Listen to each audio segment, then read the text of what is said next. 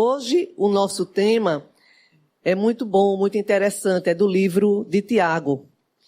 E o nosso tema é o seguinte: e sede cumpridores da palavra, e não somente ouvintes, enganando-vos com falsos discursos. Quer dizer, aqui ele já nos exorta, né? Já nos chama a uma reflexão. E nós vamos ver que Tiago, que escreveu esse livro, houve uma certa, digamos assim, uma certa dúvida de qual seria o Tiago, não é, que escreveu esse livro. Mas depois chegou-se à conclusão que era Tiago, o meio-irmão de Jesus. Mesmo acreditando que os galileus na época não tinham tanto conhecimento assim do grego, mas isso é equivocado, essa informação, porque eles dominavam, não é, o aramaico, o grego e o hebraico. Então, realmente chegou-se à conclusão de que esse livro, né, de Tiago, foi escrito pelo meio-irmão de Jesus. E diferentemente de Paulo, que ele via mais a parte filosófica e também teológica, não é, do Evangelho, Tiago, ele, nesse seu capítulo, nessa sua epístola, ele nos chama para realmente para a prática do cristão, de como a gente deve agir e não ser, como diz aqui o tema da tarde de hoje, não apenas ouvinte. Que a gente não fique, né, se enganando, achando que pelo fato da gente estar ouvindo, estarmos aqui hoje, ou em outras palestras, em outras exposições, que já é o suficiente. Esse tempo para nós já passou. Então, antes que a gente entre propriamente no tema, nós vamos ver aqui uma parte da introdução do livro A Caminho da Luz, que Jesus fala justamente dessas civilizações, né, que passaram e também sobre Jesus. Por que é que ele é o nosso governador? Por que é que ele foi realmente encarregado de trazer a palavra para nós, o Evangelho? Então, nós vamos ver aqui na primeira parte o seguinte: aproxima-se o momento em que se efetuará a aferição de todos os valores terrestres para o ressurgimento das energias criadoras de um mundo novo. E natural é que recordemos o ascendente místico de todas as civilizações que surgiram e desapareceram, evocando os grandes períodos evolutivos da humanidade, com as suas misérias e com os seus esplendores, para afirmar as realidades espirituais acima de todos, os fenômenos transitórios da matéria. Então é justamente esse momento que nós já estamos vivendo já faz algum tempo, né, dessa tão falada transição planetária. E aqui ele nos mostra que as civilizações desde o início do mundo, todas elas passaram. Não é? Todas elas, os grandes reis, os grandes líderes, todos eles viraram pó. Então, aqui ele nos mostra não é a insignificância da nossa existência, mas a transitoriedade da matéria. Não é que tudo passa, que o que realmente fica são esses valores que haverão de ser aferidos. Não é? E nesse momento em que a gente está atravessando dessa transição, desse momento de buscarmos a implantação do reino de Deus em nossos corações. Aí, numa segunda parte, nós vamos ver o seguinte: vê-se, então, o fio inquebrantável que sustenta os séculos das experiências terrestres, reunindo-as harmoniosamente umas às outras, a fim de que constituam o tesouro imortal da alma humana, em sua gloriosa ascensão para o infinito. Quem é esse fio inquebrantável? Não é que faz com que tudo se harmonize e que está comandando o nosso planeta, que está nos governando? Jesus. Então ele é esse fio inquebrantável, onde cada um de nós passa por esse fio inquebrantável, que é a presença de Jesus, que é o seu evangelho que ele trouxe para nós.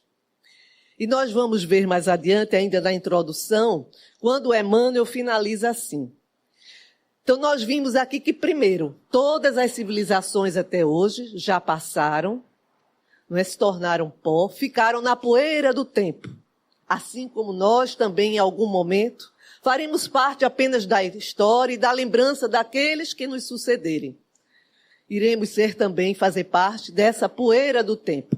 E tenhamos a certeza que cada um de nós haverá de ter dado a sua contribuição. Mesmo que muitas vezes de forma anônima, mas não menos importante. Porque às vezes a gente tem a impressão que só é importante quando aquilo que fazemos, quando o nosso legado, ele fica de alguma forma registrado para muitas pessoas. Mas não é. No anonimato, às vezes uma única palavra, uma única vida que a gente consegue mudar e transformar, encaminhar para o bem, já valeu a pena a nossa existência. Então aqui diz, só Jesus não passou na caminhada dolorosa das raças, objetivando a dilaceração de todas as fronteiras para um amplexo universal. Ele é a luz do princípio e nas suas mãos misericordiosas repousam os destinos do mundo.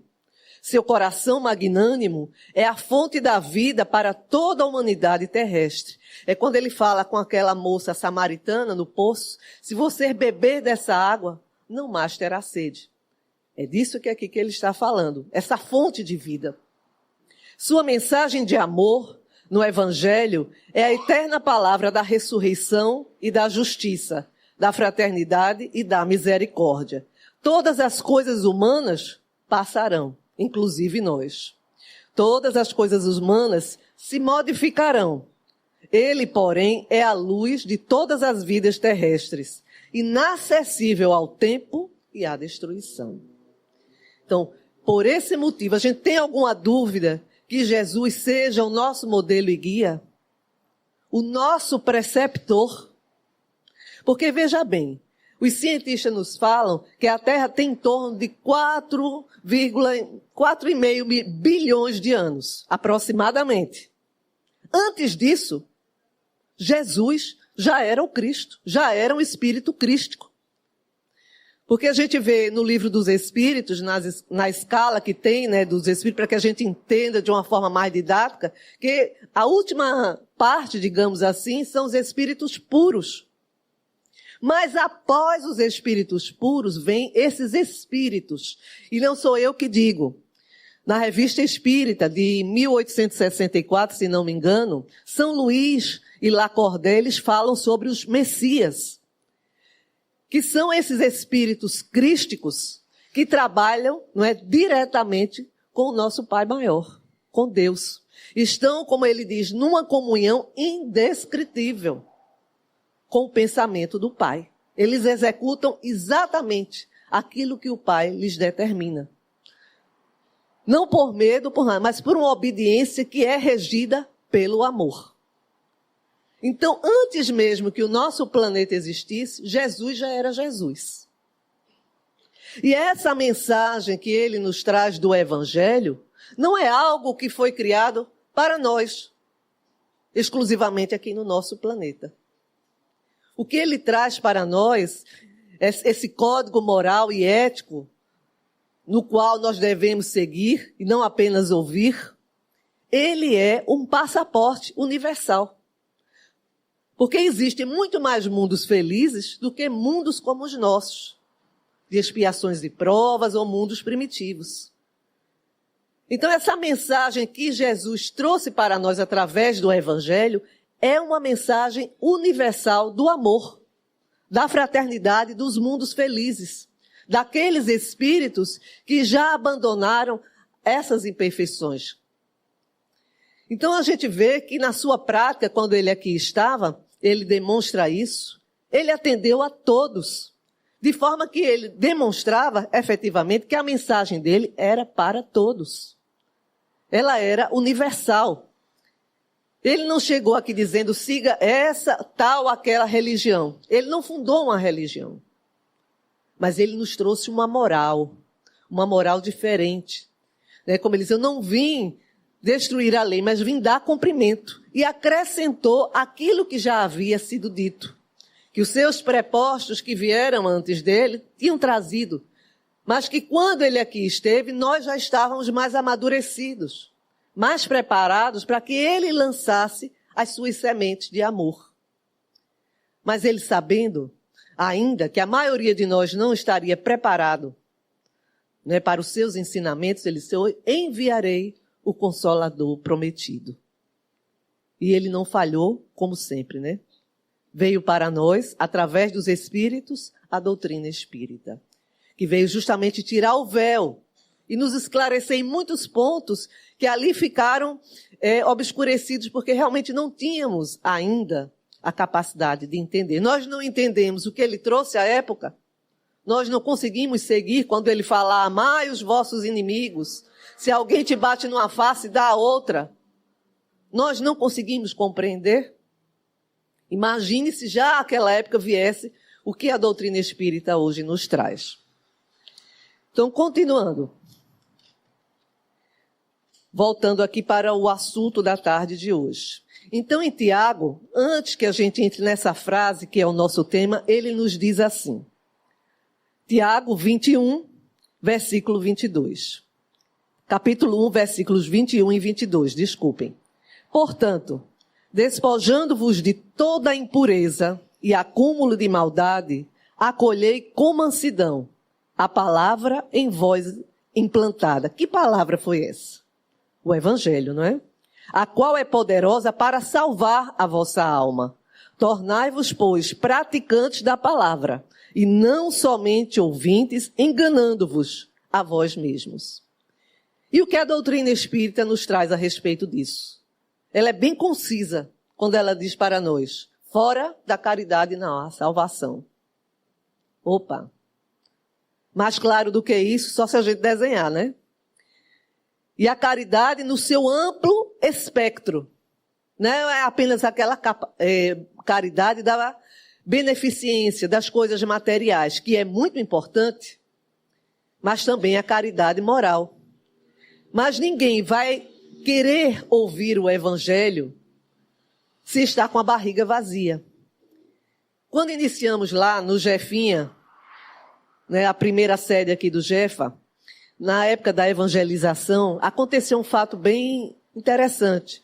Nós tínhamos o hábito, na época, a orientação, não era o hábito, a orientação, quando as crianças chegavam, não é, elas tomavam o passe, iam para a salinha, não é, participavam da evangelização e, por último, era o lanche. Mas depois foi se observando que muitas delas dormiam durante a aulinha da evangelização. Porque muitas delas vinham dessa comunidade aqui da Borborema e de outras comunidades mais pobres aqui adjacentes. Então, né, a direção da casa pediu uma orientação e foi nos dado a seguinte orientação, de que fizesse o inverso. Assim que elas chegassem, elas se alimentassem, depois tomasse o passe e, por fim, a evangelização, a aula. E a gente comprovou que o rendimento foi outro. Crianças que dormiam, às vezes, a aula toda, começaram a participar. Começaram a se interessar pelo que estava sendo dito. Por quê? Porque estavam alimentadas. Para muitas delas, às vezes, era a primeira refeição do dia. E a evangelização, na época, começava a partir das 14 horas. Vejam só. Então, a caridade da beneficência, das coisas materiais, é bem importante, é muito importante. Assim como a caridade moral. São os valores do Evangelho trazidos por Jesus que sustentam a nossa evolução. Qual é o nosso alicerce? Qual é a nossa base? Como a gente viu aqui, tudo passa. As civilizações, os grandes potentados, os grandes reinos, os grandes líderes que se achavam, não é, donos do mundo, que faziam, que aconteciam, e como a gente vê ainda hoje. Mas o que é que ficou desses homens? Além das páginas da história. O Evangelho de Jesus que é que nos sustenta. O seu amor, aquilo que ele trouxe para nós. Embora muitos contestem, cada um às vezes adeque esse evangelho conforme, não é, os seus interesses, mas a sua essência, essa não se perde. Essa está aí para quem quiser ver. E é ela que é a nossa base, é a nossa casa construída sobre a rocha. Então, o grande desafio da evolução é o seguinte: como a gente fazer que alguém pense no bem, queira o bem e faça o bem. Nós vamos trazer aqui um exemplo que eu acredito que muitos aqui já viram. Tem um filme que aquele Jim Carrey participou, em que tinha um homem que fazia o papel de Deus. E ele sai de férias e Jim Carrey passa a ser o Deus. Então, a princípio, tudo ele acha que se resume ao poder, né? Aquele poder de fazer o que ele quisesse. Mas ao final da história, ele vê que não é bem assim, ele começa a se atrapalhar. E antes que aquele dito Deus que fazia o papel de Deus no filme, só diz para ele o seguinte, antes de lhe entregar, né, os seus poderes: só tem uma coisa que você não pode mexer: o livre-arbítrio das pessoas. Você tem que respeitar. Mas ainda assim ele mete os pés pelas mãos. E lá no final, quando ele já está todo atrapalhado, já fez um monte de coisas que não devia, aí ele pede para que ele retorne, porque ele não quer mais aquele papel, de jeito nenhum. Mas aí faz uma pergunta para ele: como é que a gente faz? Porque a moça que era sua noiva no filme já não quer mais ficar com ele. Está querendo, né, desmanchar ali o relacionamento deles. E ele pergunta para aquele que faz o papel de Deus: como é que a gente faz para que uma pessoa, né, faça o que a gente quer, nos ame, sem que a gente interfira no seu livre-arbítrio? Aí o ator responde para ele: se você descobrir a resposta, você me conta. Não é? Porque esse é um dos grandes desafios da nossa evolução. E daqueles que hoje já conhecem a palavra, que ouvem a palavra, se é difícil para nós, né, executarmos o que nos é dito, imagine a gente conseguir, né, fazer com que as outras pessoas, que a nossa tendência é essa, é querer que o outro seja bom, que o outro não seja vaidoso, que o outro perdoe, né, que o outro não seja invejoso, e nós? Agora imagine o grande desafio de Jesus, o nosso mestre, o nosso preceptor, em guiar a cada um de nós. Fazer sem que interferir no nosso livre-arbítrio, porque nem Deus, né, que está acima de Jesus, interfere no nosso livre-arbítrio, fazer com que a gente naturalmente queira, se disponha a se modificar. E nós vamos encontrar em Obreiros da Luz, quando Asclépios diz assim, que cada consciência, não é um caminho diferente, mas que só Jesus tem experiência suficiente para nos guiar. Porque ele já viveu tudo que a gente agora, ora, vive. Se eu tenho um problema com meu filho, busque a Jesus, ele vai saber te guiar. Eu tenho um problema no trabalho, eu busco a Jesus, ele vai saber me guiar. Eu tenho um problema na casa religiosa que eu frequento, busquemos a Jesus, ele vai saber nos guiar. Então ele tem a experiência para nos guiar. Ele sabe exatamente o que fazer para nos ajudar, desde que a gente se disponha a fazer e que a gente não seja esse ouvinte. E a gente vai ver uma história que tem no livro Contos e Apólogos que fala justamente disso. Dessa coisa, dessa idiosincrasia que ainda existe, né? Que a gente ouve, entre o que a gente ouve, o que a gente pensa e o que a gente realmente vai fazer. Havia um centro espírita em que as pessoas que estavam ali estavam um pouco descontentes. E elas dizendo que aquele dirigente estava ultrapassado. Que o que ele fazia somente eram os trabalhos dentro da casa espírita, o trabalho dos passes, não é, da desobsessão, que aqueles trabalhos precisavam ser ampliados. E ele, né, como era uma pessoa assim bastante receptiva, não era uma pessoa de impor a situação, então ele disse: pronto, então vamos fazer o seguinte, vamos nos reunir. E cada um vai dar a sua sugestão. E dentro dessas sugestões, vamos ver o que é possível fazer? Então, houve a reunião. Então, um deles logo se levantou. Deveríamos todos fazer um orfanato, atender as crianças aqui de perto e de outras comunidades. E saiu por ali afora num discurso muito bom. Obrigado. Aí o dirigente disse, está certo, uma ótima ideia. Aceito a sua sugestão. Então vamos fazer o seguinte, já que você está tão afiado aí nessa sua ideia, você já falou aqui bastante a respeito dela, vamos fazer o seguinte, você fica à frente desse orfanato, será ótimo, porque você já está com tudo aí na sua mente. E eu ajudo em tudo que for preciso.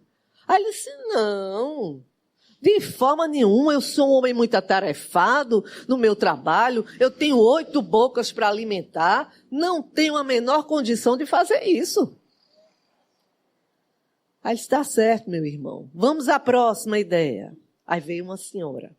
Aí uma senhora disse assim, olhe, nós deveríamos fazer uma escola à altura do nosso centro, com a alfabetização, não é? Com cursos profissionalizantes para aqueles que não têm condições de pagar. Ótima ideia, minha irmã. Ótima ideia, vamos sim. Então vamos fazer o seguinte, a senhora, que é tão inteligente, é uma trabalhadora antiga aqui da casa e que conhece a maioria das pessoas da comunidade, a senhora fica à frente desse trabalho e eu arrumo o local para que a gente faça a escola, consigo doações, a senhora só fica organizando. Eu, meu irmão, não posso não, de forma nenhuma. A minha saúde é muito fraca. Eu já estou com uma certa idade. Eu não tenho condições de ficar à frente de uma escola. Deus me livre, eu já dei a ideia. Alguém faça. Ele está certo, minha irmã. Tudo bem. Aí o outro, fale, meu irmão. Olhe, vamos fazer aqui um atendimento, um ambulatório para atender os enfermos daqui. Que há? Ótimo. Muito boa ideia. Realmente aqui há muitas pessoas necessitadas e o posto de saúde realmente não dá conta dessa demanda que tem em nosso bairro. Pronto, então o senhor fica à frente disso. Eu vou ver se eu consigo um médico, que é amigo meu, para ele trabalhar como voluntário, um dentista, e o senhor fica à frente e organiza as coisas aqui. Eu? Não, posso não, meu irmão. Eu sou uma pessoa, uma alma altamente endividada. Eu não tenho condições de fazer uma coisa dessa, não. Quem sou eu? Finalizando, resumo, como se diz. Então, meus irmãos, infelizmente, já que vocês não podem, cada um por suas razões particulares, nós vamos ficar restritos às nossas atividades das 4 paredes do centro. Então, vejam só, é justamente onde normalmente a gente se coloca, né? Tudo é muito bom para o outro fazer. Faça isso, faça aquilo, né? É muito bom a gente ficar ali só supervisionando, falando e o outro fazendo. Ou dar ideias como esses nossos irmãos e sem querer botar a mão na massa. Então, são justamente esses, né, os ouvintes, a grande maioria de nós, apenas os ouvintes, porém não praticantes. Porque às vezes a gente tem a ideia de que o evangelho, para a prática do evangelho, ou a gente tem que ser já um espírito evoluído, então vai ser difícil, né? Eu falo por mim, pelo menos. Ou tem que ser coisas assim mais grandiosas, digamos, ONGs, coisas maiores. Não. O evangelho, o qual Jesus trouxe para nós, e que aqui Tiago traz para nós, é o evangelho do dia a dia, do cotidiano, e que cada um de nós pode fazer. Vamos dar um outro exemplo lá do Jefinha. Na época já havia esse lindo trabalho de entregar os enxovais para as gestantes. E eu me lembro, com Sônia, a gente se reunia com outras senhoras na casa de uma delas aqui próximo, e a gente ia para lá. Aí, as que sabiam costurar, já levavam os lençóis, tudo cortadinho, prontinho. Ou na casa de Sônia, né? A gente ia para lá. Eu não sei nem pregar um botão direito. Mas aí Sônia, né, com a bondade dela, me ensinou pelo menos a pintar alguma coisa, porque costurar realmente não ia dar. Então a gente se reunia lá, pintava camisetinha, pintava lençolzinho, depois reunia tudo e distribuía para aquelas gestantes que no começo eram poucas, né? Porque as condições eram poucas, mas era feito. Então, às vezes a gente diz assim, mas eu não sei bordar, eu não sei pintar. Pronto, então eu pelo menos vou ali, compro 1 metro de tecido e dou. Não é? Eu não sei, eu não sou uma pessoa muito desprendida, eu não gosto de doar minhas coisas. Mas, por outro lado, eu sou uma boa conselheira, eu sei ouvir os outros. Então você está vivendo o evangelho. Porque você está ouvindo alguém que está precisando. Ah, eu já sou o contrário. Eu não faço questão de doar, mas não sei ouvir muitas pessoas. Então doe na medida do seu possível.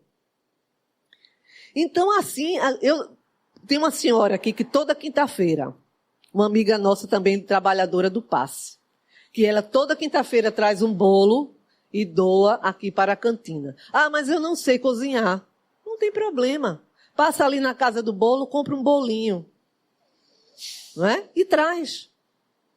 E se eu não puder fazer nada disso, eu posso orar por alguém que está doente. Eu posso fazer uma visita a alguém que se encontra doente. Se eu não gosto de visitar os doentes, então eu compro um remédio e dou aqui. Porque aqui há muitos necessitados que precisam de remédio. Rosane sempre traz, outras pessoas doam. Porque a gente não faz ideia, minha gente, da necessidade das outras pessoas. Então, a vivência do evangelho na prática é isso. Às vezes chega alguém em casa, o nosso marido, o nosso esposo, ou um filho que está ali, não é mais agitado, que chega já reclamando de tudo. Então, naquele momento, a gente silencia, dá um jeitinho de silenciar. Se for o caso, a gente até se esconde em algum lugar para não falar besteira. É uma forma de viver o evangelho. A gente está na rua, no trânsito, aí tem alguém atrás de nós, dando luz, querendo passar. Deixa passar. Pode ser sua pressa e pode não ser. Ele pode estar atrasado, pode ser um médico que está atrasado com a cirurgia, pode ser alguém que vai acudir alguém, e pode ser sua pressa. Mas deixa passar. Qual o problema? Você está numa fila do supermercado. Aí você vê alguém com uma criança que está atrás de você, a criança ali agoniada, né? Porque criança não tem paciência de esperar. Então, se você tem algum tempinho a mais, deixa passar na sua frente. Você vai estar vivendo o evangelho. Você vai estar praticando o evangelho. Então, são nessas ações cotidianas, né, que a gente pode vivenciar o evangelho, porque a gente começa assim, é aquele trabalho de formiguinha. Você já viu alguma formiguinha carregar um bolo inteiro nas costas? Ou uma árvore? Não, né? Ela pega ali as migalhazinhas, um pedacinho de folha, um pedacinho de uma flor, e vai ali. Então nós somos formiguinhas. Cada um de nós. Que pode ali acrescentar alguma coisa com as nossas migalhas. Às vezes são migalhas, mas é tão pouquinho. Não. Não é de jeito nenhum. Porque às vezes um sorriso, uma palavra na vida do outro faz a maior diferença. Me permitam contar uma experiência minha? Houve uma época que eu estava realmente com uns problemas assim, dentários, mas eu estava sem condições de tratar no momento. Porque tinha os meus filhos que eram pequenos e eles estavam precisando mais do que eu. Então a gente, como sempre, né, passa para os filhos, a prioridade. Aí a minha sogra, percebendo aquilo ali, ela disse, o que é que você tem? Eu disse, nada, dor de dente, nada demais. Ela disse, minha filha, por que você não vai? Eu digo, não, porque tem os meninos. Ela disse, então pronto, resolva o dos meninos que eu resolva o seu. Veja só, ela não praticou o evangelho? Ela não cuidou de mim naquele momento, materialmente, mas cuidou. E cuidou também do ponto de vista moral, porque ela se compadeceu da minha situação e me ajudou naquele momento.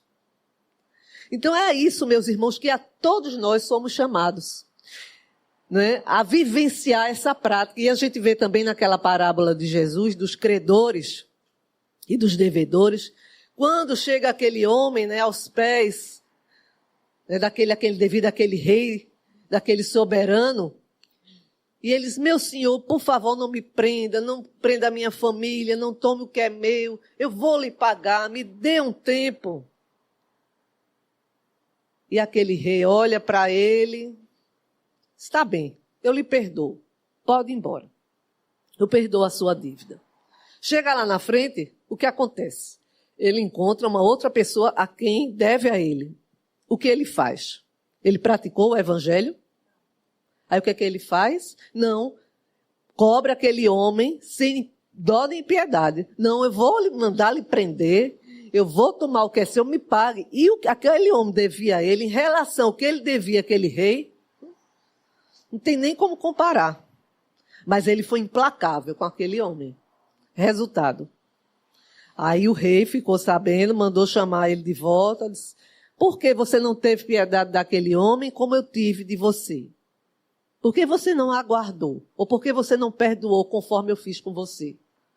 Aí ele quis se justificar, pois dessa forma agora você vai ser preso e vai pagar tudo que me deve. Por quê? Porque ele não agiu com compaixão. Não, ele não praticou aquele evangelho, como dizia Jesus, do perdoar. E é o que muitas vezes cada um de nós faz diante da vida. A gente vai fugindo aqui e ali, não é? Querendo só falar ou só ouvir. E achando, sempre dando 1000 desculpas para não fazer o que se deve.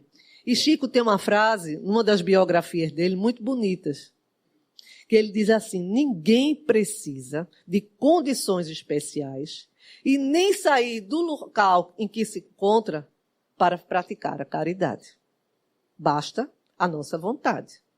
Cada um, dentro das suas possibilidades, pode exercer a prática do evangelho. Como já demos aqui vários exemplos. Mas cada um, questionando a si próprio, pode encontrar esse caminho. Às vezes é algo que eu sei e que eu posso ensinar para alguém. Eu sei cozinhar, ensina alguém a cozinhar. Eu ensino alguém a ler. Por que é que algumas nações mais poderosas, elas não brigam entre si? A China, os Estados Unidos não declaram a guerra. Porque elas têm o comércio. Então, na vivência desse comércio, elas estão praticando o evangelho, porque elas sabem que precisam uma da outra. E no dia que a gente tiver essa consciência de que nós precisamos uns dos outros, aí a gente vai mudar o nosso comportamento. A gente vai começar a vivenciar o evangelho de fato.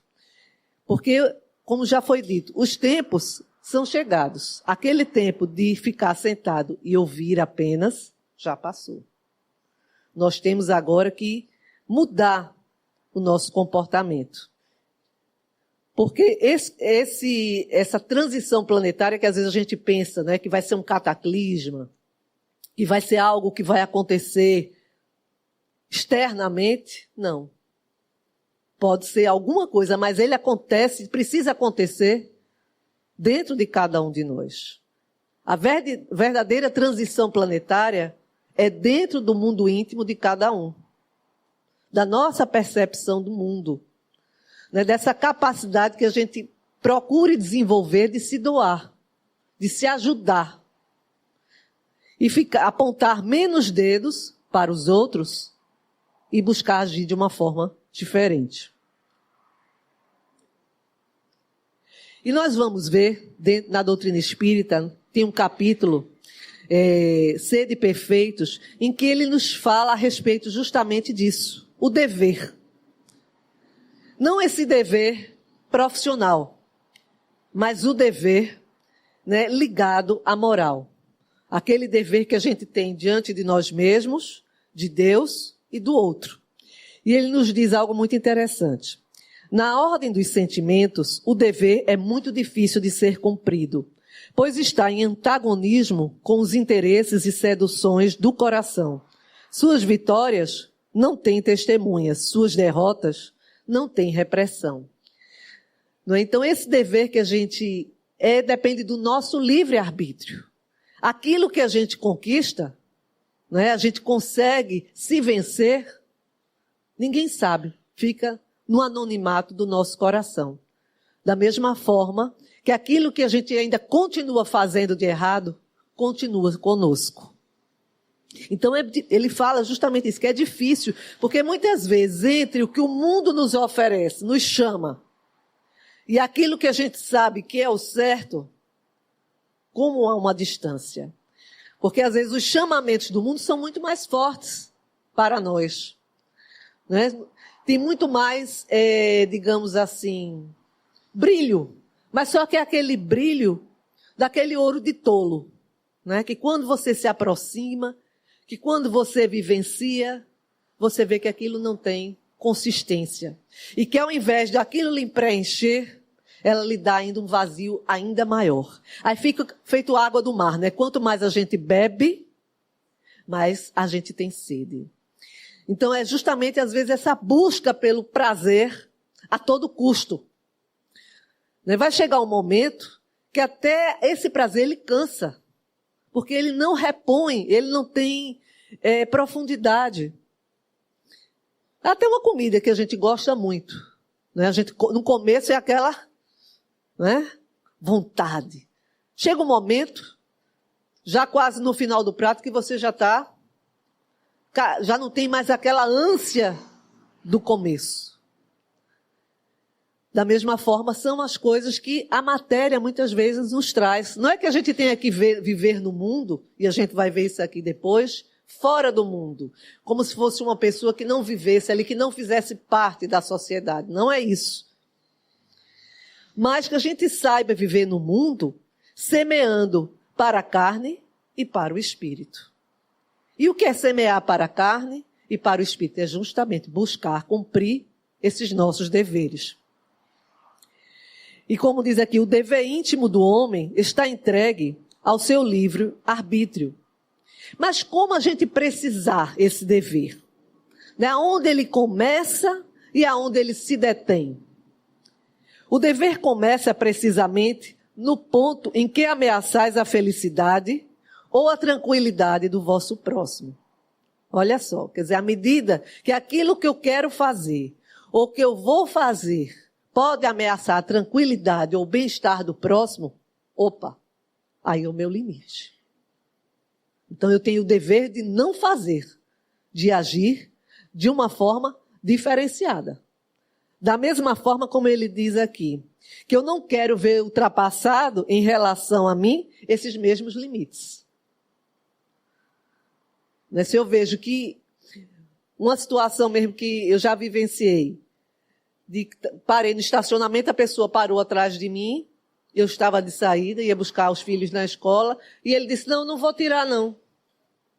Não vou tirar o carro agora não, vou resolver ali uma coisa, depois eu volto e tiro o carro.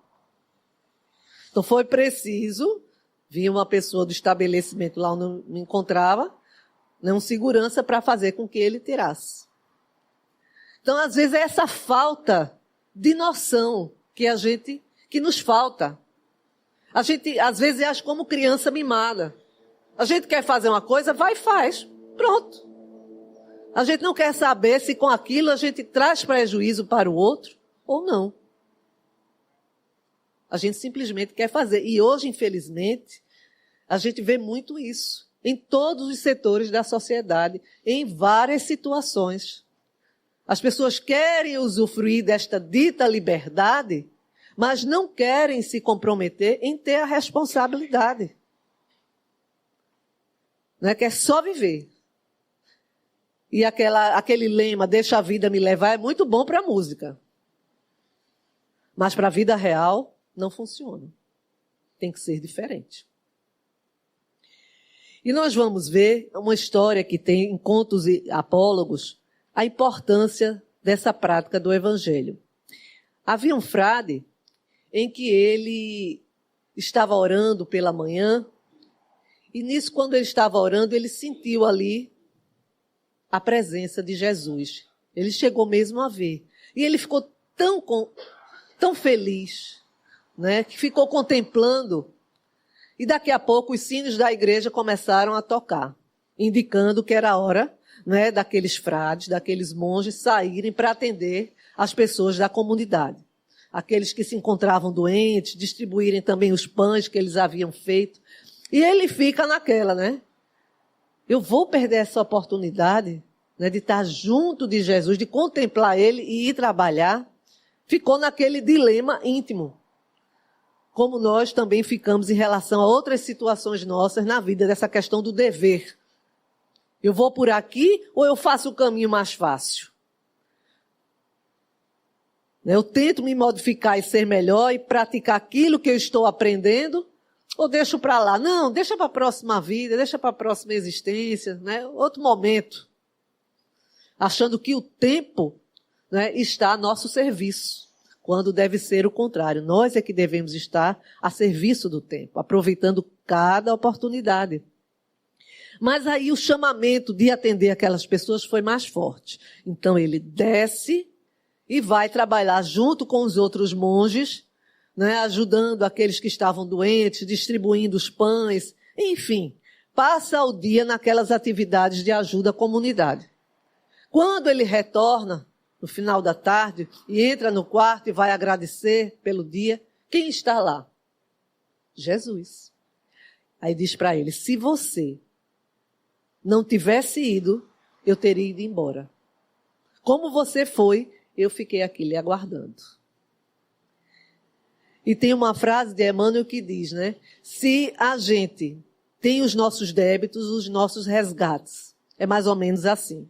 Não estou dizendo da forma literal. Mas, se vem algo em nossa direção, de um resgate, que é algo que precisemos, mas nos encontra nas fileiras do bem trabalhando, dá meia volta. E nos deixa seguir em frente. Nos dá a oportunidade de seguir em frente. Então vejam só como é importante. Não é? Porque Jesus, ele não quer contemplação. Ele não quer ninguém ajoelhado aos pés dele orando de dia e de noite. E a gente vai ver aqui também no Evangelho, segundo o Espiritismo. Ele quer pessoas que trabalhem com ele, em sua obra. Ele quer parceiros para que essa mensagem que ele trouxe, que como já dissemos, ela é universal e será o nosso passaporte, digamos assim, para mundos mais felizes, ele nos convida diariamente ao trabalho, a essa vivência cotidiana do seu Evangelho, naquilo que nós já conseguimos. Porque a gente sabe, eu não tenho condição de multiplicar os peixes, né, no mar. Mas chega uma época de Páscoa, ou qualquer outra época, eu vejo que um familiar ou alguém que eu conheço está precisando, eu não posso comprar um peixezinho, nem que seja 2 latas de sardinha e dar. Eu não posso fazer o milagre da multiplicação dos pães. Não posso. Mas eu não posso comprar ali 4 ou meia dúzia de pães e dar a alguém que eu sei que está precisando. Eu não tenho o poder de curar os leprosos. Mas eu não posso ir naquele hospital, como aqui a gente já foi muitas vezes aqui no Jefa, não é? E levar uma palavra, e a gente sai de lá, a gente pensa que está levando alguma coisa. Tá não, meus amigos? A gente é que volta feliz, abastecido, porque aquelas pessoas que estão ali naquele tratamento, que moram ali, ao invés de a gente levar a consolação, a gente é que sai consolado.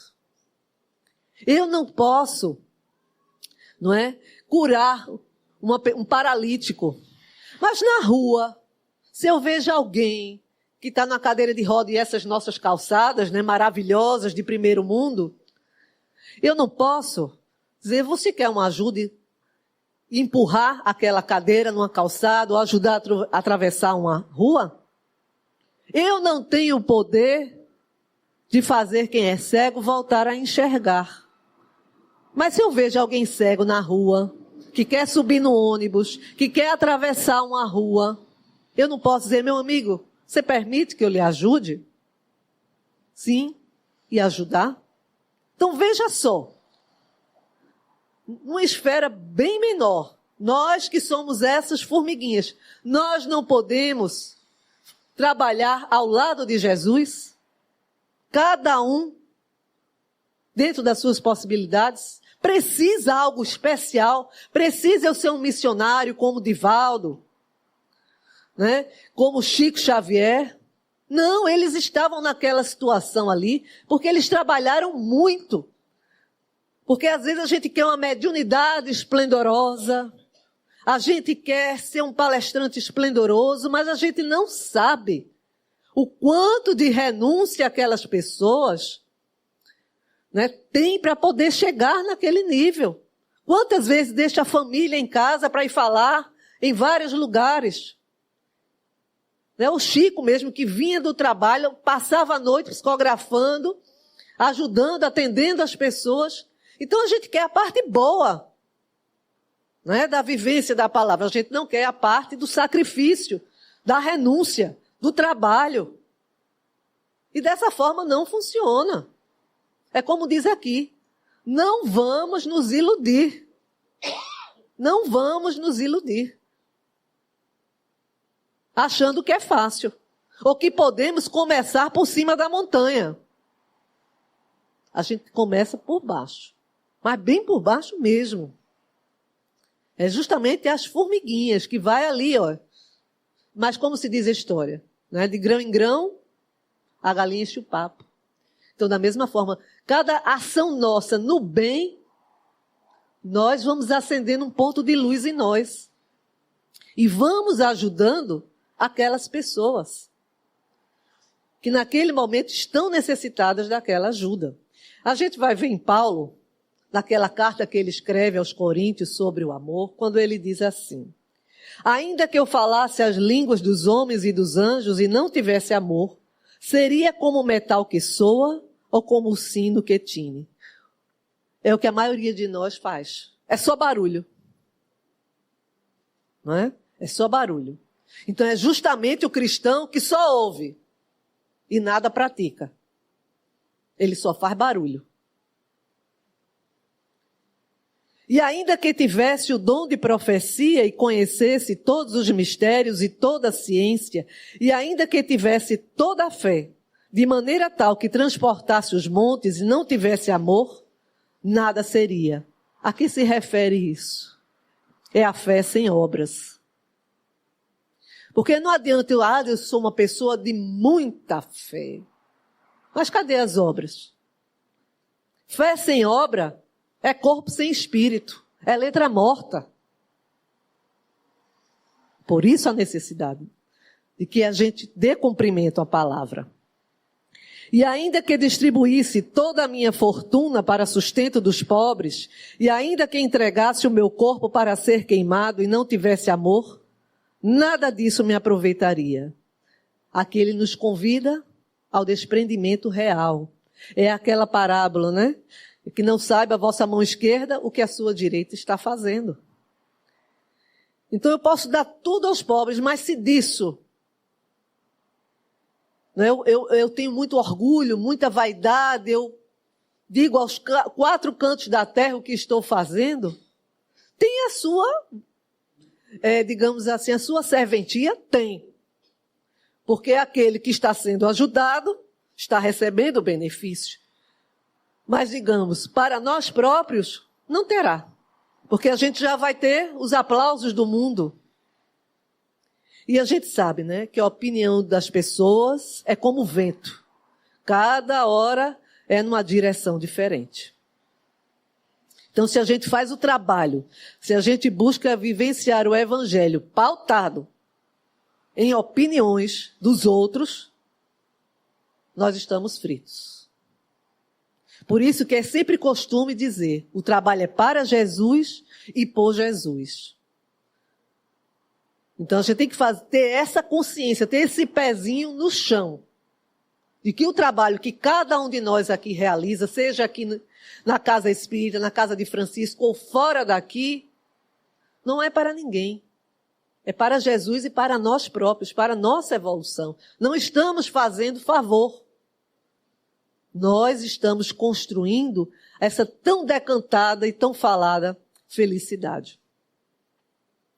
Aí aqui ele fala, o amor é sofredor, é benigno, o amor não é invejoso, o amor não trata com leviandade, não se ensoberbece, não se importa com indecência, não busca os seus interesses, não se irrita, não suspeita mal, não folga com a injustiça, mas folga com a verdade. Tudo sofre, tudo crê, tudo espera, tudo suporta. O amor nunca falha.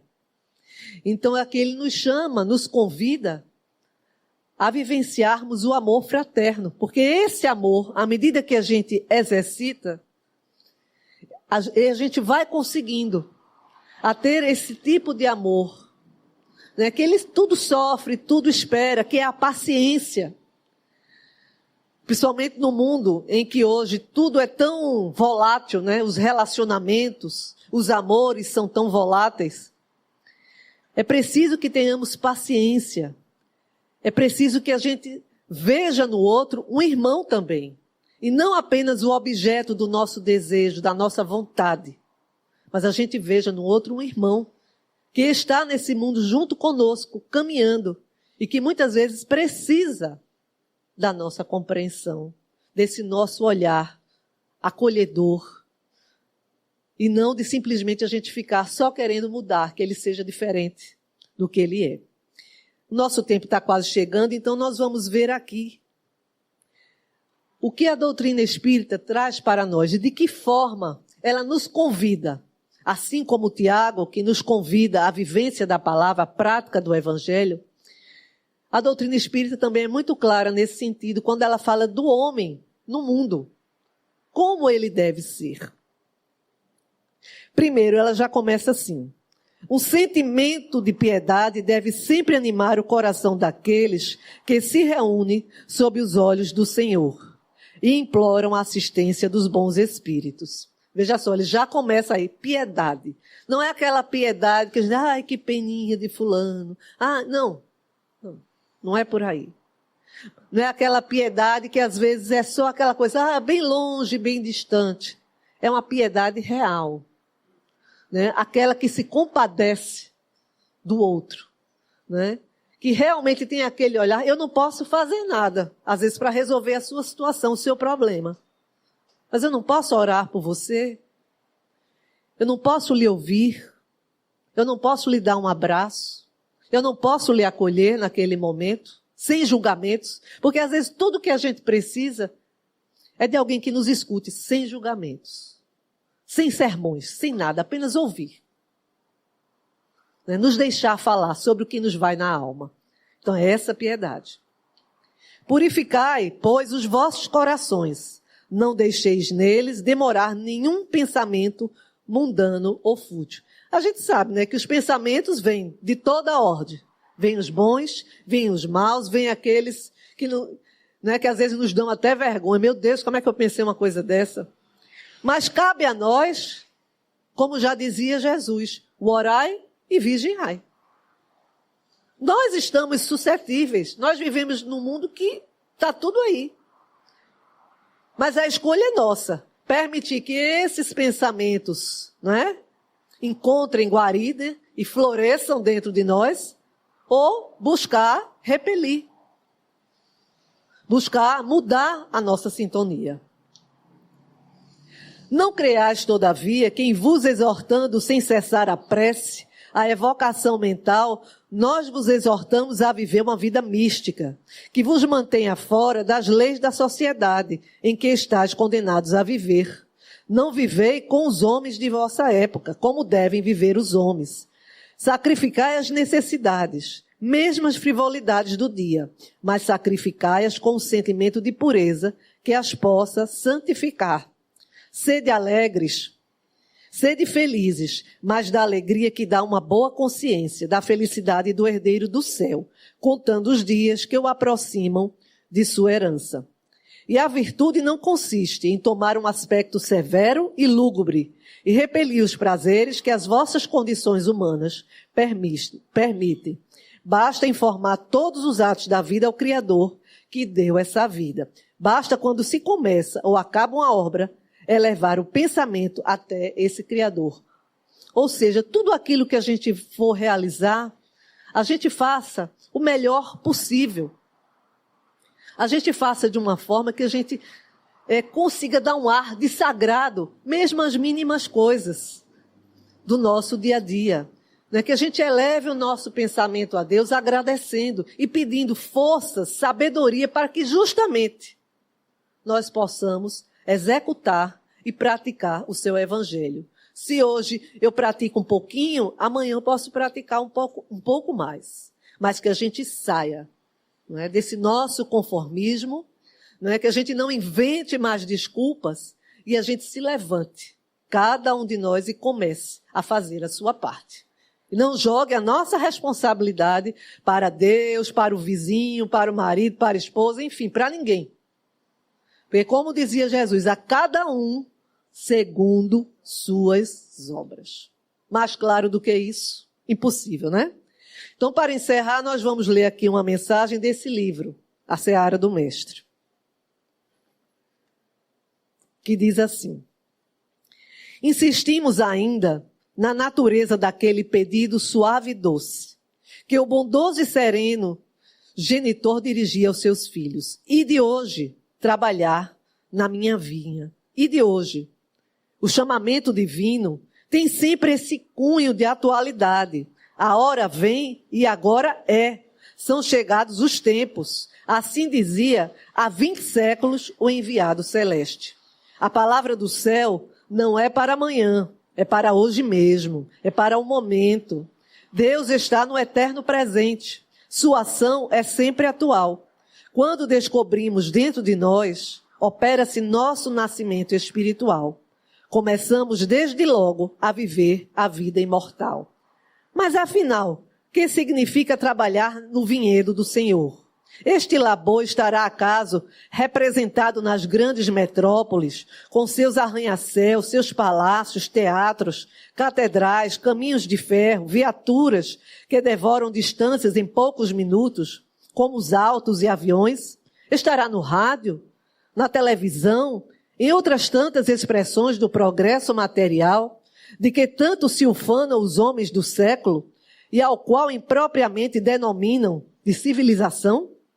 A resposta negativa a esta pergunta, estamos a ouvi-la no troar dos canhões, no sibilar das balas, no bombardeio de cidades abertas, no talar dos campos e das searas, na carnificina bárbara e cruel, que ensopa o solo de sangue e de lágrimas, quando Deus determinou que ele fosse regado apenas com o suor do nosso rosto. A resposta negativa ao quesito acima formulado está, pois, na conduta humana, completamente divorciada, não digamos já da moral evangélica, mas da lei vestuta, que séculos antes do advento cristão foi dada a Moisés no Sinai. Não matarás. Decididamente, a obediência cega, ditada pelas autoridades humanas, abriu falência. Dogmas e decretos não atingem a consciência nem o coração humano. Os fatos confirmam a nossa assertiva.